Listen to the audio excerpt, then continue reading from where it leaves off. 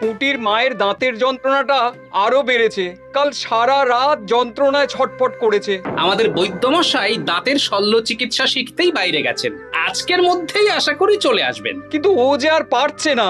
শোনো, তুমি একটা তুলোর মধ্যে লবঙ্গ তেল দিয়ে পুটির মায়ের যে দাঁতে ব্যথা হচ্ছে তার গোড়ায় রাখো। বৈদ্যমশাই এলে আমি তোমাদের বাড়িতে যেতে বলছি। আচ্ছা গোপাল দাদা। যাই, বাজার থেকে চটপট ঘুরে আসি, এরপর আবার রাজসভায় যেতে হবে।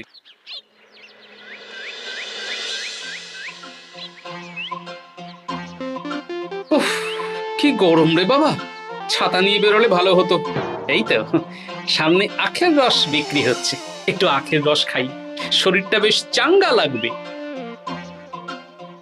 ভাই, আখের রস কত করে দিচ্ছ? 1 ভাঁড় 10 আনা গোপাল দাদা। দাও দেখি 1 ভাঁড়। আরে, এই যন্ত্রটা কিন্তু দারুণ। ওই আমাদের রাজ্যের বিজ্ঞানী মশাইয়ের অবদান।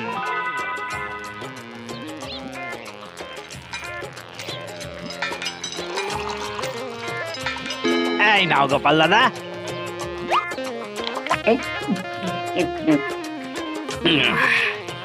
আহ, শান্তি। এই নাও ভাই, তোমার 10 আনা।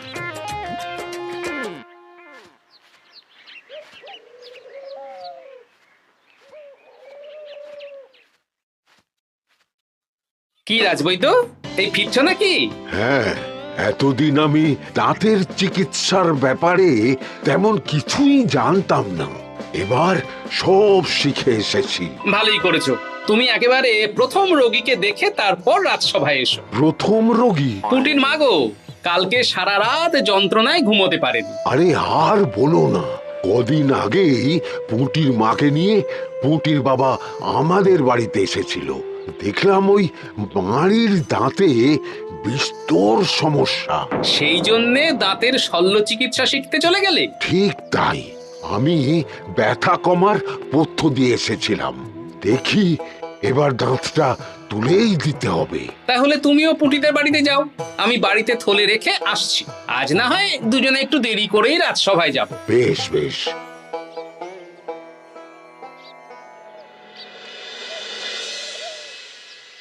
দেখুন মহারাজ, দেখুন আজকে রাজবৈদ্য আসেনি, আর ওদিকে গোপালও ডুব দিয়েছে। এই আনন্দে আমাদেরও ছুটি দিয়ে দিন মহারাজ। কি আনন্দে? এই গরমে বাড়ি বসে একটু আমপানার শরবত খাবো আর ঘুমবো। রাজ্যের সেনাপতি যদি বিশ্রামের কথা বলি, তাহলে আমার আর কিছুই বলার নেই।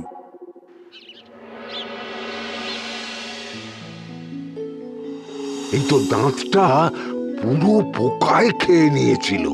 এখন দুদিন কোনো কথা বলা যাবে না, শুধু জল বা তরল জাতীয় খাবার খাবে।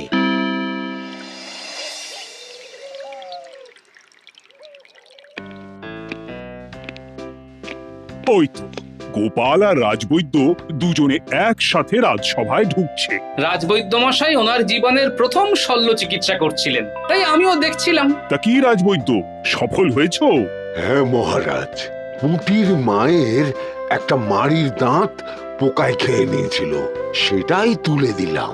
ভালোই হলো, আমাদের রাজ্যে কোনো দাঁত তোলার বৈদ্য বা চিকিৎসক ছিল না। এখন তুমি সাধারণ রোগ ব্যাধি নিরাময়ের সাথে সাথে দাঁতের চিকিৎসাও করবে। কিন্তু মহারাজ, একটা যে সমস্যা আছে। আবার কি সমস্যা? আমি যে দাঁতের শল্য চিকিৎসা করি, এটা তো আর রাজ্যবাসী জানে না, তাই কতজন আর আমার কাছে আসবে সে নিয়ে আমার সন্দেহ আছে। মানে তুমি চাইছো যাতে তোমার কাছে বেশ কিছু রোগী তাড়াতাড়ি আসুক, যাতে তুমি অনুশীলনও করতে পারো, তাই তো? একদম ঠিক ধরেছেন মহারাজ, কাজ না করলে হাত পাকাবো কি করে? তাহলে ঢেড়া পিটিয়ে বলে দিলেই তো হয়। এতে তেমন ভালো কাজ হবে বলে মনে হয় না। তা তুমি কি বলতে চাইছো গোপাল? প্রচার হবে, কিন্তু একটু অন্যভাবে। কিভাবে? আজ বিকেলে আমি রাজবৈদ্যর হয়ে প্রচার করব, শুনে নেবেন। বেশ। শুনুন শুনুন শুনুন, আমাদের কৃষ্ণনগরের রাজবৈদ্য এখন দাঁতের শল্য চিকিৎসাও করছেন। যারা যারা আমাদের রাজবৈদ্যের কাছে দাঁত তোলাবেন, তাদের দাঁত তোলার পরে দুদিন কোনো শত্রু থাকবে না। চিকিৎসার সময় সকাল 7টা থেকে সকাল 10টা পর্যন্ত।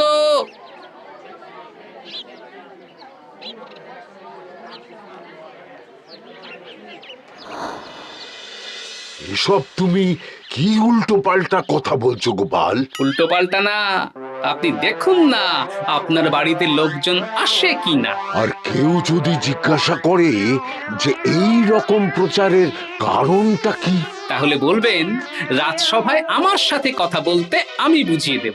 বেশ।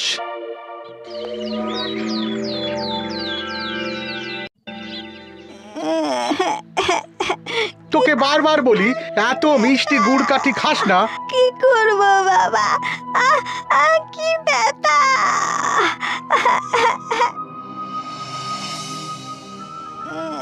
বাড়ি আছেন নাকি বৈদ্যমশাই? হ্যাঁ, আছি আছি। এই আমার ছেলেটার না দাঁতে খুব ব্যথা দুদিন ধরে। দেখছি। তা আপনাকে তো এই রাজ্যে আগে দেখিনি। আমি পাশের রাজ্য থেকে আসছি।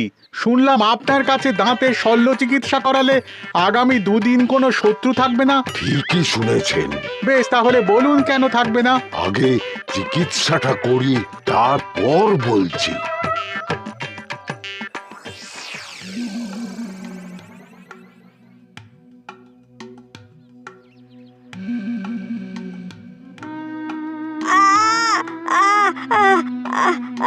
আর চিন্তা নেই, এখন 2 দিন কোনো কথা বলা যাবে না। এবার তো বলুন আমার ছেলের আগামী 2 দিন কোনো শত্রু থাকবে না কেন? আজকে রাজসভায় চলে আসুন, ওখানে গোপাল এই প্রশ্নের উত্তরটা দিয়ে দেবেন। তা বৈদ্য, তোমার কাছে আজকে কেউ এসেছে?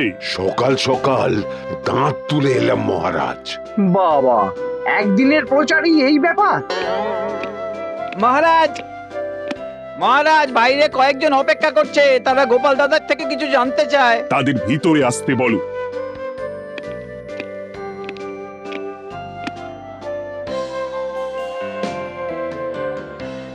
আজ আমার ছেলে বৈদ্যমশাইয়ের কাছে একটা দাঁত তুলিয়েছে। আমি জানতে চাই প্রচার অনুযায়ী আমার ছেলের নাকি আগামী 2 দিন কোনো শত্রু থাকবে না, সেটা কেন বলা হয়েছে? আমরাও জানতে চাই। বলতে পারি, কিন্তু কথা দিতে হবে। এই কারণটা বাইরে আর কাউকে বলা যাবে না। বেশ, বলবো না। বাংলায় একটা প্রবাদ আছে, বোবার শত্রু নেই। মানুষ সাধারণত কথার বিনিময়ে মতবিরোধ, বিবাদ বা শত্রুতা করে। যে ব্যক্তি কথা বলতে পারে না, তাই তার সঙ্গে কথা বলে মতবিরোধ হওয়ার কোনো সুযোগই নেই।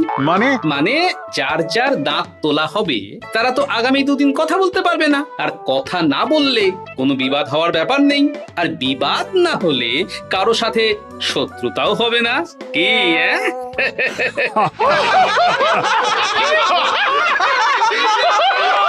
এই জন্যই তুমি আমার ছেলে বৈদ্যমশাইয়ের কাছে একটা দাঁত তুলিয়েছে। আমি জানতে চাই প্রচার অনুযায়ী আমার ছেলের নাকি আগামী 2 দিন কোনো শত্রু থাকবে না, সেটা কেন বলা হয়েছে?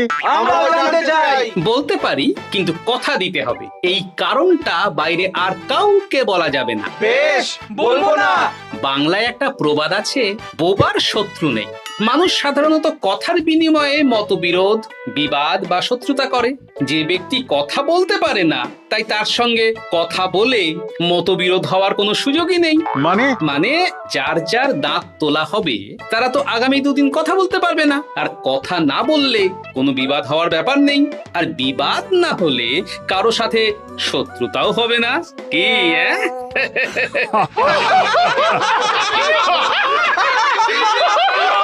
এই জন্যই তুমি হাসির রাজা গোপাল ভাঁড়। কে তোমার কথা শুনতে যাবে? একদিন না হয় প্রচারের চমকে এলো, এরপর কিভাবে আসবে শুনি? এরপর রাজবৈদ্যের সুনামেই লোকজন ছুটে ছুটে আসবে। বাহ বাহ বাহ, তোমার কত জ্ঞান! মহারাজ, এই কথা শুনে আমার মাথাতেও একটা বুদ্ধি এলো।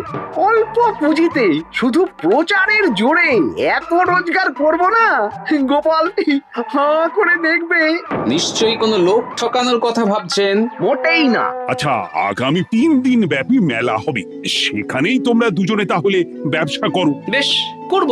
যে সবচেয়ে বেশি রোজগার করবে তাকে আমি 50 মোহর পুরস্কার দেব। রাজি।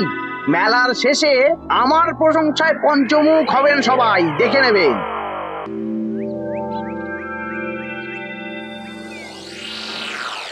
খুব তো বড় মুখ করে বলে এলেন যে ব্যবসা করবেন মেলার মাঠে।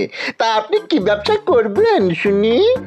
নিচের দিকে হেলানো অবস্থায় একটা পাতলা কাঠের পাটাতন থাকে। সেই পাটাতনের উপরে 1 থেকে 6 অবধি সংখ্যা লেখা থাকে, তাই তো? হ্যাঁ, যারা মেলায় ভাগ্য পরীক্ষা করতে আসবে তাদের ফাঁপা লোহার 6টা বল দেয়া হবে।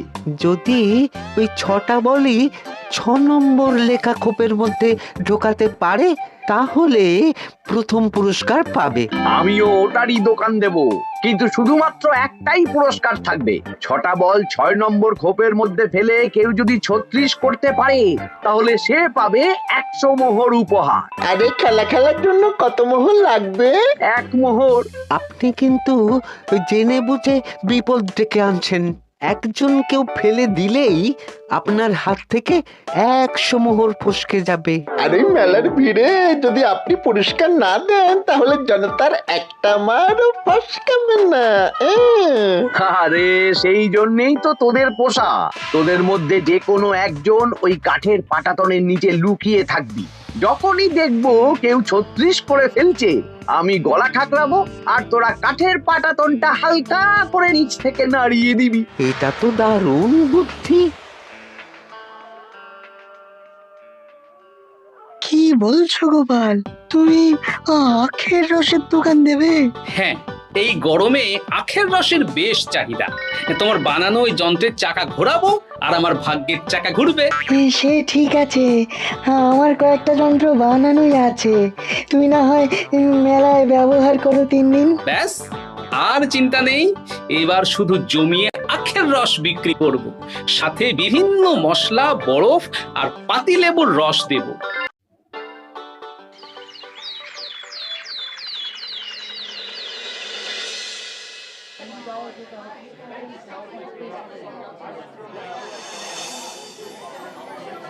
এই দোকানের পানীয় খেয়ে মন হবে বশ।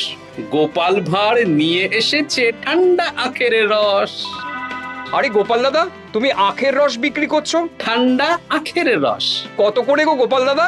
1 ভাঁড় মাত্র 10 আনা। 6 ভাঁড় দাও। এক্ষুনি দিচ্ছি। আসুন আসুন আসুন, সবাই আসুন। আসুন আসুন আসুন, এদিকে আসুন, এদিকে আসুন, ভাগ্য পরীক্ষা করুন। 1 মোহরে 100 মোহর।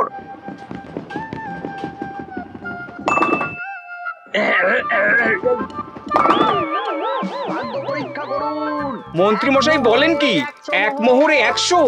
তুমিও ভাগ্য পরীক্ষা করাবে নাকি? একবার বাজিয়ে দেখতে দোষ কি? দাও, আখের রস খেয়ে বরং চলে যাই। এই তো হয়ে এসেছে। এই নাও, ধরো।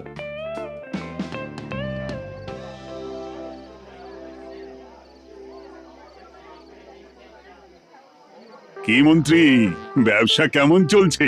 ভালোই। আপনি একবার ভাগ্য পরীক্ষা করে দেখবেন নাকি মহারাজ? না না না, আমি এসবে নেই। জানি আপনার কাছে 100 মোহর নস্যি, তবুও 1 মোহরের বিনিময়ে চেষ্টা করে দেখুন না। আচ্ছা, এত করে বলছো যখন, দেখি। 1 মোহরে 6টা বল। বাবা বাবা বাবা, দেখুন মহারাজ চেষ্টা করে।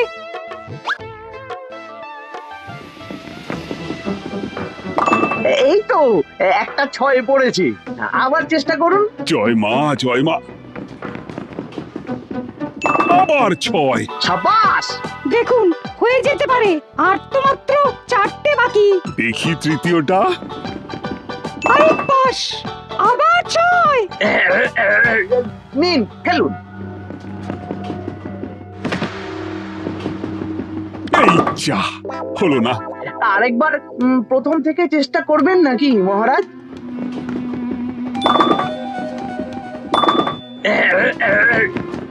না, এবারেও হলো না। 2 মোহর জলে। অন্য সব জায়গায় বাকি সংখ্যাতেও পুরস্কার থাকে, আপনার এখানে নেই কেন? আমার এখানে ধামাকা পুরস্কার, তাই বাকি আর কিছু রাখিনি। 36 করতে পারলেই 100 মোহর। এই নাও মন্ত্রী, 2 মোহর।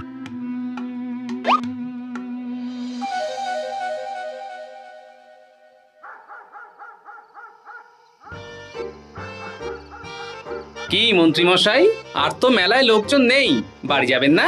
তুমি যাও না, আমি একটু পরে যাব। বেশ, আমি এগোলাম। গোপাল আর মন্ত্রী, তোমাদের কার কেমন রোজগার হয়েছে একদিনে? মহারাজ, কালকে আমার 7 মোহর 20 আনা রোজগার হয়েছে। আমার 70 মোহর, কিন্তু খরচ কিছুই হয়নি, কারণ কেউ 36 করতে পারেনি মহারাজ। বাহ বাহ বাহ! আমি তো বলেছিলাম আমি যখন ব্যবসা করব, গোপাল আমার ধারে কাছে দাঁড়াতে পারবে না। বেশ, এখনো তো আজ আর কাল 2 দিন মেলার বাকি আছে। দুদিনেও আমার 2 কানা করিও খরচ হবে না, শুধুই রোজগার। গোপাল যতই প্রচার করুক আর যতই ভালো আখের রস বানাক না কেন, আমার ব্যবসাকে টপকাতে পারবে না। ঠিক আছে, আজকে আমি একবার ভাগ্য পরীক্ষা করে দেখবো। আমার দোকানে সুস্বাগতম। নাও সেনাপতি, চেষ্টা করে দেখো। দিন বল। আমিও সেনাপতির খেল দেখতে এলাম। প্রথম বল। এই যে গড়িয়ে গড়িয়ে গড়িয়ে 6 নম্বর। সাব্বাস সেনাপতি। আবার 6, তৃতীয়, চতুর্থ, পঞ্চম। আরেকটা ফেলতে হবে। নাও সেনাপতি। ষষ্ঠ বল। এই যা, হলো না। এটা কি হলো? আবার চেষ্টা করো তো সেনাপতি। হ্যাঁ, 3টে হয়ে গেছে, এবার 4 নম্বর। এই যা, 4 নম্বরে চলে গেল। ধুর চাই। ব্যাপারটা কি? মন্ত্রী মশাই গলা খুসখুস করার পরের বলটাই পরপর 2 বার অন্য ঘরে পড়ল। নিশ্চয়ই কোনো রহস্য আছে। না, আজকে রাতে ব্যাপারটা দেখতে হবে। চলুন মন্ত্রী মশাই, পুরো মাঠ ফাঁকা, একা একা মশা মারবে নাকি? আমি পরে যাব, তুমি যাও তো। বেশ। ব্যাপারটা কি? আমাকে তো নজর রাখতে হচ্ছে। না, একটা গাছের পিছনে লুকিয়ে পড়ি, মন্ত্রী মশাই গেলে ওনার পিছু নেব। দেখুন মন্ত্রীমশাই, পরপর 2 দিন আমি পাটাতনের নিচে ছিলাম। আগামীকাল ঘটাকে থাকতে বলুন। বেশ, তাই হবে। আর অত জোরে গলা খাঁকড়াবেন না, কেউ যদি সন্দেহ করে ব্যাপারটা বুঝে যায় মুশকিল হয়ে যাবে। আরে কেউ বুঝবে না, অনেক রাত হলো, চল চল চল চল চল। আচ্ছা, এই ব্যাপার। তাই ভাবি 2 দিন ধরে একটাও কেউ পারলো না কেন? কাল আমিও মজা দেখাবো।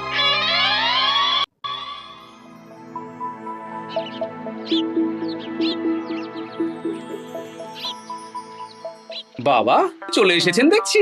এত চাহিদা না আমার এই ভাগ্য পরীক্ষার, তাই আগে আগে চলে এসেছি। মন্ত্রীমশাই, আপনাকে মহারাজ এক্ষুনি ডাকছেন। এখন কেন? সে তো জানি না, চলুন।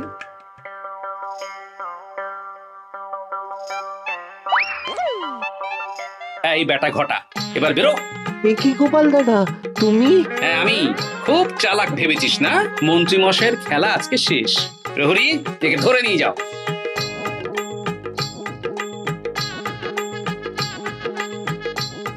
বিজ্ঞানী, তুমি তোমার চুম্বক নিয়ে এসেছো তো? হ্যাঁ, এবার 6 নম্বরের নিচে একটা টান টান করে সমান রেখা টানতে হবে, আগা থেকে গোড়া অবধি। তুমি তো সব সকালে বুঝিয়েই দিয়েছো। দাঁড়াও, দাগটা টেনে নি। একদম 6 নম্বর খোপ অবধি যাচ্ছে, সেই অনুযায়ী টান টান করে দাগ টানো। টানছি, তুমি বাইরে নজর রাখো। নজর রাখছি। কাজ হয়ে গেছে, তুমি একবার অনুশীলন করে দেখে নাও। হ্যাঁ দেখছি। শুরু করো। শুরু করছি। একদম পাক্কা আছে। দূর, কেউ ডাকেনি, অকারণে সময় নষ্ট করলো। কতগুলো খদ্দের ফিরে গেছে কে জানে। কি হলো মন্ত্রী মশাই, এত রাগ কিসের? রাগ হবে না, ওর বেটা আমার সাথে মজা করছিল। বেশ অনেকজন খদ্দের ফিরে গেল, আমার কত ক্ষতি হয়ে গেল। আমি খেলে আপনার ক্ষতিপূরণ দিতে পারি। কি, তুমি খেলবে? হ্যাঁ, ভাগ্য পরীক্ষা করতে দোষ কোথায়? ওই তো বেশ কয়েকজন সভাসদেরা আসছেন। হ্যাঁ, শুরু করো। এই বল যা, 6 নম্বরে যা। আরে বাস, গোপালের ফেলাফল তো গড়ালো না, সোজা 6 নম্বরে চলে গেল। এই দেখুন, আবার যাবে। বলকে আমি বলবো, বল কথা শুনবে। এই বল যা তো, 6 নম্বরে যা। আবার 6, আবার 6। আবার 6। কি, এটা কি হচ্ছে? যা বল, এটাও 6 নম্বরে যা। আবার 6 100 মোহর। হ্যাঁ এটা কি করে হলো? দিন মন্ত্রী মশাই 100 মোহর দিন। ইয়ে না মানে মন্ত্রী দাও বলছি। আমি আবার খেলবো। 6 আবার 6। আবার 100 মোহর। আর নেই। এই ঘটা আর কি করছিসটা কি? ঘটা নেই মন্ত্রীমশাই, আমি আছি। আর আছে আমার চুম্বক। মানে মানে তোমার কারসাজি ধরা পড়ে গেছে মন্ত্রী। গোপাল আমাদের সব বলেছে। আপনি যেমন ছলনা করে ভাগ্য পরীক্ষার ব্যবসা করছিলেন, তেমনি গোপালও ছলনা করে আপনার ব্যবসা উল্টে দিল। তাহলে শেষমেশ কে জিতলো? হাসির রাজা, জ্ঞানীর রাজা, রসিক রাজা গোপাল ভাঁড়। লোকের ভাগ্য পরীক্ষা করছিলাম আর আমারই দুর্ভাগ্য নেমে এলো।